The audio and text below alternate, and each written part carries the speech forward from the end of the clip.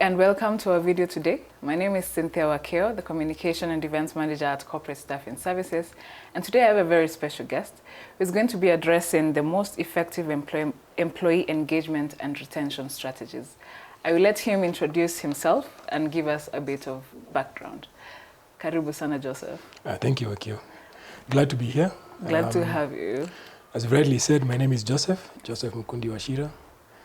I'm a Christian, I'm a husband, I'm a father, and I'm a HR professional with about 9 years of experience, garnered in different sectors. So I've worked in manufacturing, the automotive industry, hospitality, and now in property management.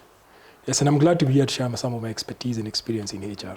Yes. I'm glad that you spared some time today. I'm very excited to have you today. Thank you. Okay, let's dive into it. Yes. So why is employee engagement and retention important when it comes to the success of organizations? That's a great question. So employee engagement and retention is critical for business success, particularly when you look at it under the prism of talent management. As you may be rightly aware, companies now engage in the battle for talent. And because talent is a source not only of competitive advantage, but also for driving sustainability. So having a robust talent management strategy and plan is critical in trying to ensure that, yes, you have processes and procedures that lead to high commitment and productivity, hence better engagement, but also you can retain top talent in the long term and the medium term to long term, leading to greater sustainability. So yes, employee engagement and retention is very, very critical for business success when you look at it from that prism of talent management. Yes. When we talk about employee engagement, I think we jumped the gun. We jumped the gun. What is it? So yes, employee engagement is, in my view, a simplified way, is the way we measure the level of commitment that employees have to the organizational purpose, mission, vision, and values. And to what extent that there's alignment between what they want to do from a personal perspective and what the business wants to achieve. And then now the other facets that come into place, so the level of employee satisfaction, the level of employee motivation, all those things feed into what we now refer to as employee engagement. Yes. And there are levels to it. There are levels to it because you see, if you work in an organization in which productivity is low, that's a very clear pointer that is very low engagement in the business. Yeah. But where there's high productivity and high profitability, then there's a very high likelihood of having a high level of employee engagement. Yeah. So there are various pointers that you can use to say and demonstrate, yes, here there's a high level of engagement. Yes. So in your very many years of experience as a HR professional, what are the most effective strategies for improving employee engagement and retention? Okay. Yeah. I'll still go back to what's fundamental in my view, which is talent management. So you have to have a very robust talent management strategy and plan that encompasses the whole employee life cycle from start to finish. So you have to ensure that you plan for the right talent, you align them, you attract them, you align them, you develop and then you retain them. But the talent management strategy does not just sit on isolation. So you have to have it has to be in sync with all the other strategies that you have for your various HR functional areas such as performance management and compensation and benefits. Those are very, very critical because they go hand in hand. But over and above that, I feel that, yes, we also have to ensure that we consistently audit our cultures, organizational cultures, to ensure that we can make changes, can be bold enough to make changes that can enhance our employer brand so that we can remain an employer of choice. That's also very, very critical in terms of engaging and retaining talent. That's very, very important. Yeah.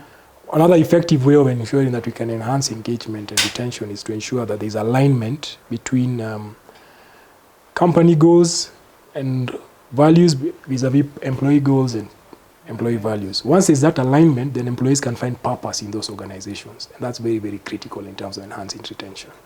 So those are the 3 ways that I feel that you can enhance employee engagement and retention in organizations moving forward. Yes. There have to be a connection on both sides. There has to be a connection on both sides. Yeah. And the most challenging one is especially on the cultural bit. Because for organizations that have been there for some time, it's very, very difficult to admit that we won't even need to audit our culture. Because people will say, well, if something is not broken, why fix it? Yes. But cultures are very, very evolving. The workplace is also changing. Yes. Talent requirements are also changing. So you have to be bold enough to advise management to bite the bullet and say, yes, what is it about our culture that we can improve to continuously attract the right kind of talent towards our business and to maintain what we already have. So those 3 ways I feel are very, very important in terms of engagement and retention. Yes. So when it comes to the role the HR plays. What role is that, and how do they ensure that it's not, they actually make it? Okay. Yeah, they actually do it. Yeah. So people will tend to think that employee engagement and retention is purely a HR function, but it's really not. HR plays a key role, but with the support of others. So to answer your question, I'd say HR working with management and employees is responsible for setting up the infrastructure, the hard and the soft. So the policies, the procedures, the strategies that will drive employee engagement and retention for the business. Then on top of that is how can we then capacity build the people managers who are the line managers to implement these strategies, because at the end of the day, they're the ones managing the people. It's their actions that will determine whether these employees are engaged or retained, but they require the right set of information. Then on top of that, HR also plays a critical role in developing metrics to measure impact of these strategies and plans that you put in place. Are they impactful to the business? How do you measure success? And then you evaluate the same. So HR plays a key role in that, because we advise the business from a technical perspective, but we also provide support where necessary. Yes, but the main drivers of employee engagement and retention are your direct line managers on the floor. Those are the main drivers. Yes. But there is a responsibility. There's a responsibility for HR, definitely. Yes. Okay, so parting words, we're coming to the end of this session.